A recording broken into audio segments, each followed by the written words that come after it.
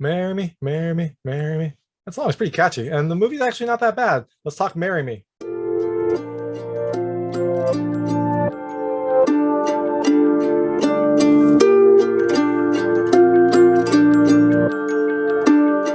Hey everyone, this is David Stark from Watcher Pass. Today I'm talking about Marry Me, which is the new J-Lo, Owen Wilson, and Maluma film that comes to theaters and Peacock on February 11th, 2022, just in time for Valentine's Day, your social distance Valentine's Day, your stay-home party, whatever you want to do.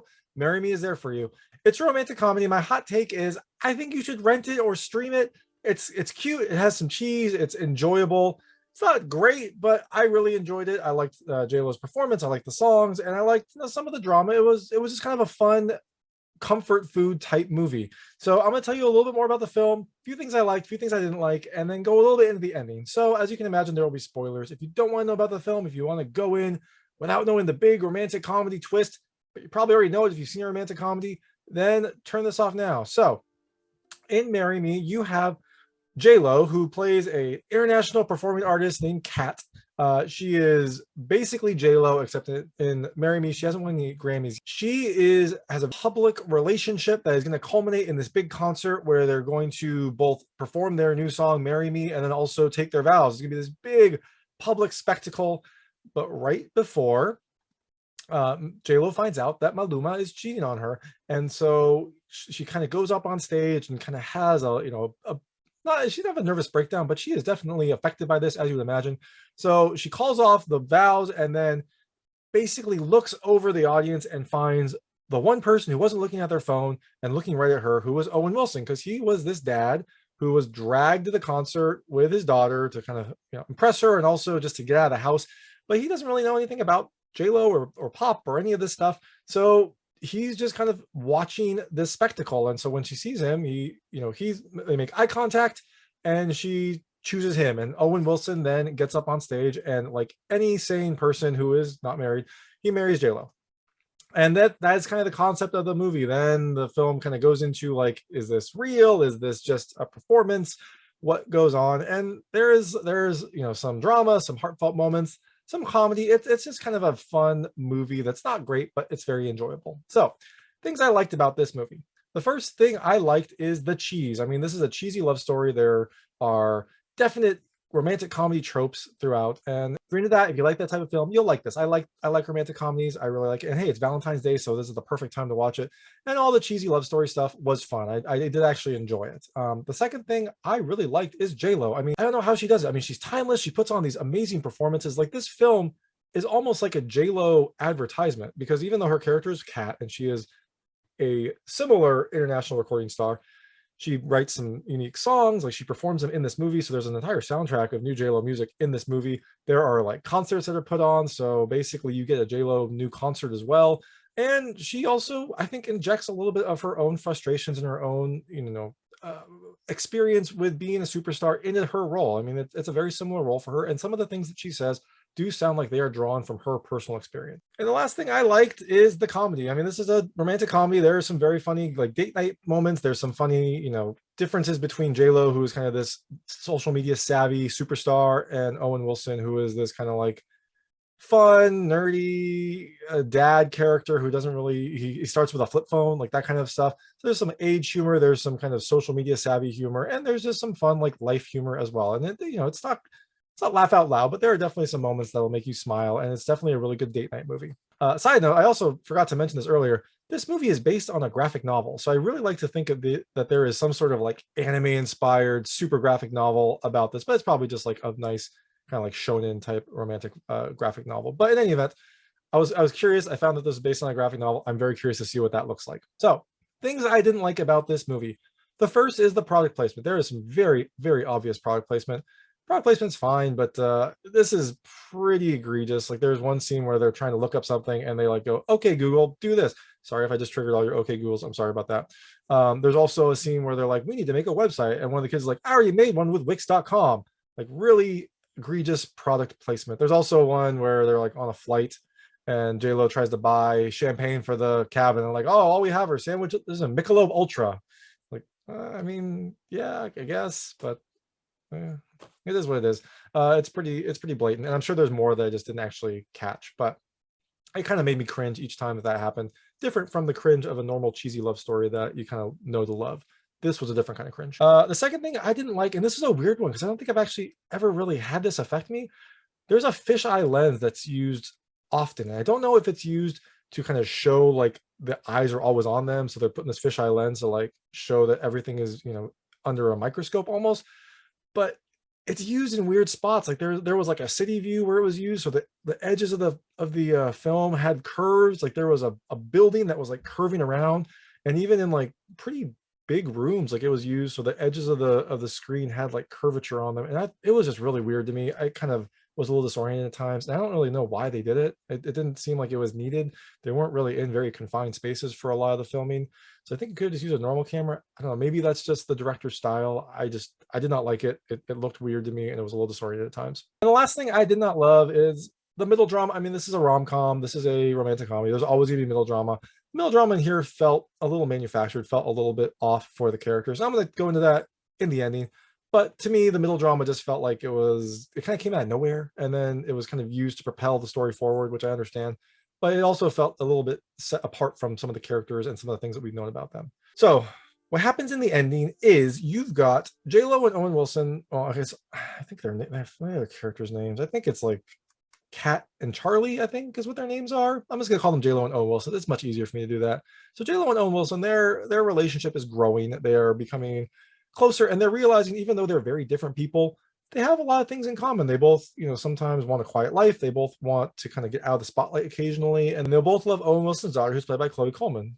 She was also really good in this. She's a great actor, and I like seeing her kind of grow in these roles. And this one was another fun one for her. Their relationship is growing, and it's starting to kind of blossom.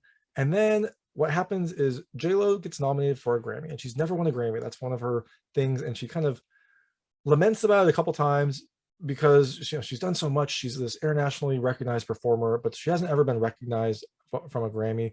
There's probably a hint of sexism. There's probably a hint of culture clash in there.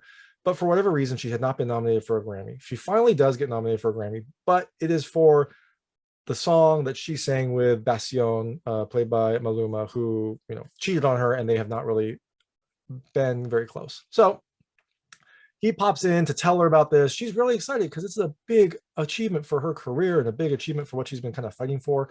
But with that, some of her old feelings do kind of come back. I mean, it was a pretty abrupt breakup, and they do have a lot in common. So I think it makes Owen Wilson's character a little bit jealous, a little bit concerned. And so Owen Wilson is sad, but J-Lo goes and she has to kind of promote this to make sure she wins a Grammy. There's a concert that's happening like a week before the Grammy voting, and so J-Lo and Bastian are going to do a duet to kind of bolster their numbers, get people excited about it. And Owen Wilson's not happy about this because she is spending time with her ex. Now, this was a little weird, because he kept saying things like, I want you to be happy. If this is the person for you, then, you should do it. And he also had a pretty, I don't know, progressive is the wrong word, but he had a pretty supportive character up until now. And maybe this is just like now he actually had to kind of put his words to the test and see if he could actually let her go. But it felt odd that he all of a sudden started like sulking when she did exactly what he was asking her to do. Like, she should explore this and see if this is who she wants to be with. And if he is, great, he'd be happy for her. If not, then, he would be there for her. So after the duet, Owen Wilson doesn't go to the concert, which he should have. They were going to get him tickets. He chose not to. And then after the duet, he came to the after party. J-Lo was really happy to see him. She wanted to talk to him, and he just kind of was a little aloof. And this is another weird thing. Like, he had been nothing but supportive pretty much up until now. And now he's like trying to push her away and make a decision for her, which again didn't feel like his character. Like, his character was supposed to be this supportive person. And now he's trying to like distance himself and force J-Lo away, even though J-Lo is a grown-ass woman. Like, she is an international superstar. She can make her own choices. She can make her own decisions. So he tries to push her away, and he ends up actually kind of breaking up with her at this party, and then he leaves, which again, like I said, it was dumb. And also, his daughter, like, he cared a lot about his daughter. His daughter loved having J-Lo there, like having that support, as anyone would. But also, J-Lo was a pretty good like mom in this movie as well. And so by breaking up with her, he's also kind of taking her away from his daughter, who clearly was benefiting from this. So again, it felt weird for two reasons that Owen Wilson broke up with J-Lo. You needed it for the story, but it felt like they could have handled it better. In any event, J-Lo is sad as well because she did actually like him, so she writes a song about him. But no one knows that because it's a love song, and so they think that she's actually writing about Bastian because their relationship is growing. And so they kind of go about their separate ways. J-Lo and Bastian keep kind of promoting the song, although nothing happens between them. And Owen Wilson goes back to his life teaching math and kind of preparing for this big competition that they had last year. They got to the semifinals, or they got to the finals, but didn't win. And they're trying to go back again this year. It's called the Mathalon. During J-Lo's publicity tour, she finds out that the Mathalon is actually tomorrow. And so she's actually Sean Jimmy Fallon. Fallon was actually really funny in this. I liked, he had a couple cameo show type monologue things that were fun to see. He, made fun of J-Lo as her public cat persona, and then he had this role right here. I liked Fallon a lot, and I liked him in this movie as well. But she's on Fallon, and she finds out the Mathalon is actually tomorrow. So she's there with Bastian promoting her song, and they like talk about the songs that she wrote, and they're like, and you wrote that song for Bastian, and she kind of admits like, no, that wasn't for him. And then she like abruptly like leaves and has to go. So she leaves. She tries to make it to the Mathalon, which is in Illinois. She's trying to do this on her own for some reason. I guess she wants to kind of prove that she's independent. It was another weird thing because Owen Wilson kept challenging her to like do things on your own, but she's J-Lo. She shouldn't have to do things on her own. She is like a superstar that needs people to manage her life, but she tries to do things on her own. She eventually gets to the airport. There's no flights, but luckily her manager is there to like help her. And it was kind of sweet. Like her manager was there to like prop her up when she needed him, but it also felt weird that she was like, I want to do it on my own. And then like, actually, no, you weren't able to. So again, it was a weird scene, but in any event, they come through.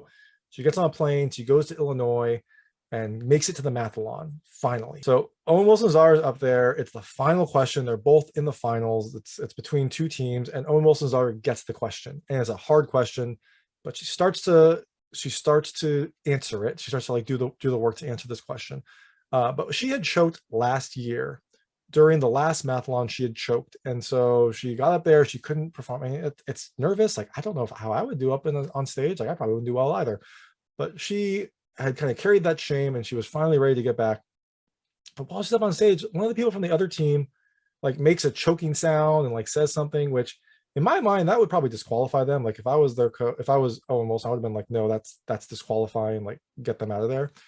But he does this. She starts to freeze up, and then there's this fun scene where like Owen Wilson supports her, and then J-Lo gets there to support her as well, and she kind of starts to get comfortable and remembers what they taught her, and then she works furiously and gets the answer right at the buzzer, but just a little bit too late. So they lose. It's sad, but Owen Wilson's proud of her because she fought through and got the answer. J-Lo's proud of her because she went up there, even though she failed before. She did it again. It's a cute scene. They prop her up.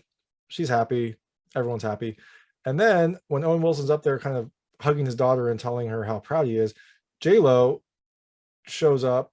She's in the audience, and she has a sign, and she turns the sign around, and it says "Marry Me," and then she grabs another sign and says "Again," which is a nice callback to like the first scene when they met, because Owen Wilson went to the concert and was holding his daughter's like "Marry Me" sign, and that's how J-Lo and them first kind of locked eyes.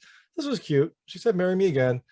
Owen Wilson hesitates, which is very unrealistic. Like he should have just said yes. I mean, they both clearly liked each other, and it's J-Lo. What are you gonna do? He finally says yes.